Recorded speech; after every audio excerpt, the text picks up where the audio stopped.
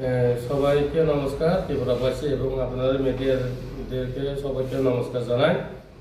আজকে আপনাদের মেয়েদেরকে ডাকার একটাই উদ্দেশ্য, আজকে আমাদের একজন কার্যকর্তা বিশ্রামগঞ্জ বাজার ল্যাংলামা হাতি একটা নামে বাজার আছে, ওইখানে হঠাৎ করে ত্রিপুরা মতা পার্টি বিষয়ে লোক এসে আমাদের দলীয় কার্যকর্তাকে মারপিট করা, ওইটাকে নিয়ে আজকে সাংবাদিক আপনাদেরকে ডাকানো হয়েছে।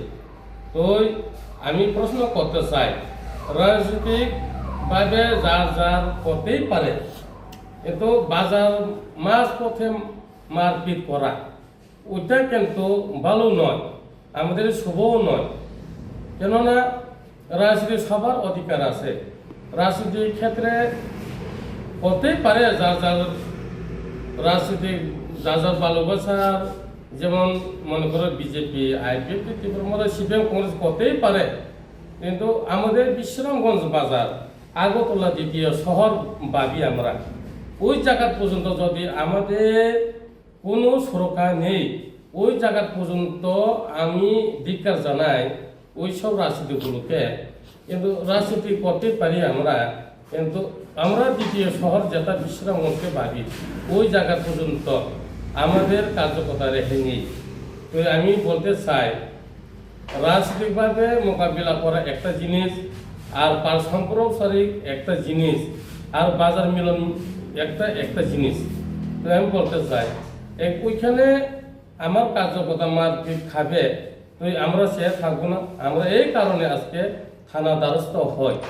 তো এই থানা দ্বারস্থ হই, আমরা একটা অ্যাপ্লিকেশন কপি দিছে, এফআইআর কপি।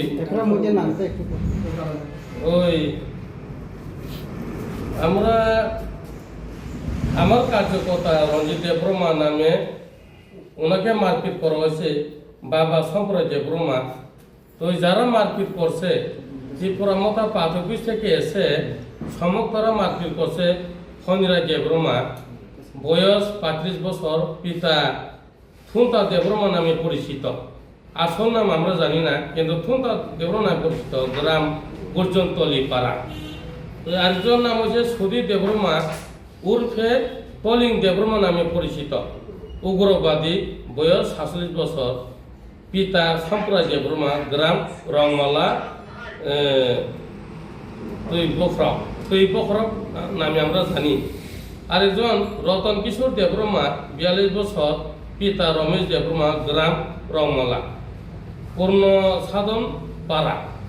তো আরেকজন আছে হেভিয়ার নেতা, ওনাকে 2021 থেকে আজকে 2026 পর্যন্ত ওনার নামে কেস এফআইআর করা হয়েছে, কিন্তু আমাদের সরকার আমাদের পাবনা ওনাকে অ্যারেস্ট করতে পারেনি। দুঃখজনক বিষয়। অর্থাৎ পাণ্ডব দেববর্মা নামে অনেকটা এফআইআর করা আছে বিশ্রামগঞ্জ পিএস এবং বিশালগড় থানাতে। এফআইআর করেছে পিতা সমীন্দ্র দেববর্মা, ওনার বাস হইল বংশীবাড়ি। তারা সকলে আমাদের কর্মীকে 2021 থেকে 2026 পর্যন্ত মারপিট করা এখনো থামেনি।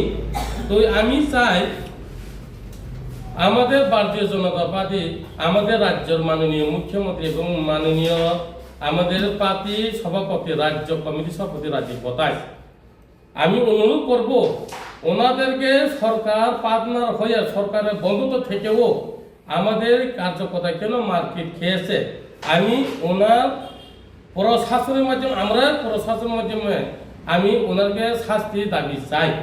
কারণ কেননা 2021 থেকে 2026 পর্যন্ত আমাদের সরকার বন্ধুত্ব হিসেবে মান্যতা দিয়ে আমাদের ত্রিপুরা মতাকে অনেক সম্মান বর্তিত রেখে কাজ সরকার অনেক উন্নয়ন করছে আমাদের এডিসি এলাকায়।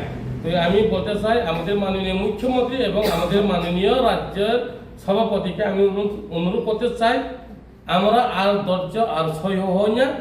আমি চাই ব্যক্তিগতভাবে দল তরফ থেকে আমরা চলে মন্ত্রবাসী হয়ে আমি চাই ওনাদেরকে একটা যে দুষ্কৃতিকারী বা মারপিট করা, ডাকাতি, যে নেশা কারবারি, ওই সবগুলো যেটা ত্রিপুরা মতাতে জড়িত আছেন ওনাদেরকে অতি সত্বর অ্যারেস্ট করার জন্য আমি অনুরোধ করি। আপনার নামটা?